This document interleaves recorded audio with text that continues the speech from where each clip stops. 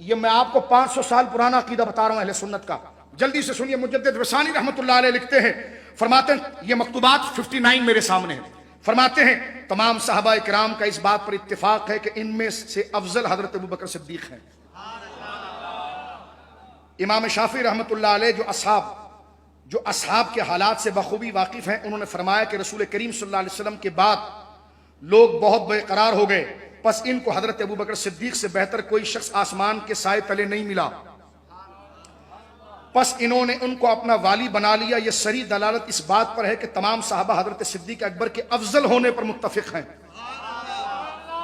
اور ان کے افضل ہونے میں اجماع صدر اول میں ہوا، یعنی صحابہ کے دور میں ہوا، اور یہ اجماع قطعی ہے۔ فرماتے جس کا انکار دخل نہیں، اور اہل بیت کی مثال کشتی نوح کی طرح ہے۔ فرماتے ہیں جو اس میں سوار ہوا وہ بچ گیا، اور جو پیچھے رہا وہ ہلاک ہو گیا۔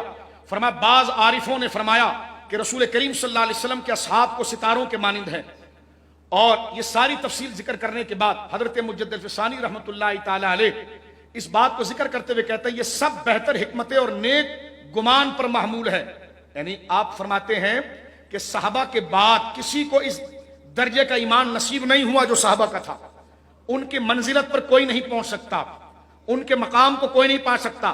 ہاں ان میں اگر کوئی باہم کوئی بصورتاً جھگڑا ہوا یا کوئی بات چیت ہوئی تو مجدد صاحب کیا لکھتے ہیں، فرمایا وہ حرص، وہ ہوا اور جہالت سے نہ تھا، اس میں کوئی لالچ نہیں تھی۔ میں جمعے میں اس کو مزید کلیئر کروں گا کہ حضرت امیر معاویہ کے بارے میں آپ نے کیا لکھا، سیدہ زہرا پاک کے بارے میں کیا لکھا، حضرت عائشہ پاک کے بارے میں کیا لکھا۔ یہ الحاد اور رافضیت اور کفر کے مقابلے میں پہلی تحریک ہے جس پر حضرت مجدد الفسانی رحمۃ اللہ علیہ پہلا مورخ بر صغیر کا، جو تقسیم ہند میں جنہوں نے دو قومی نظریے کی داغ بیل بٹھائی ہے، وہ عقیدہ دیتے ہیں اور اشاع فرماتے ہیں اس چیز کو۔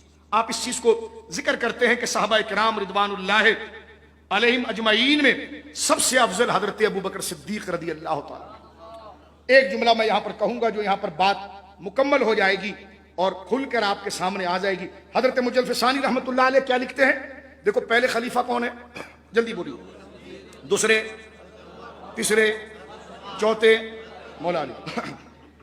اب یہ کہنا کہ یہ تو خلافت ہے، ولایت کی ترتیب یہ نہیں ہے، یہ راستہ جو پیدا کیا جا رہا ہے یہ اہل سنت کا نہیں ہے۔ کتنا بڑا دھوکہ اگر تو مجدد صاحب کے دور میں ہوتا۔ اللہ اکبر۔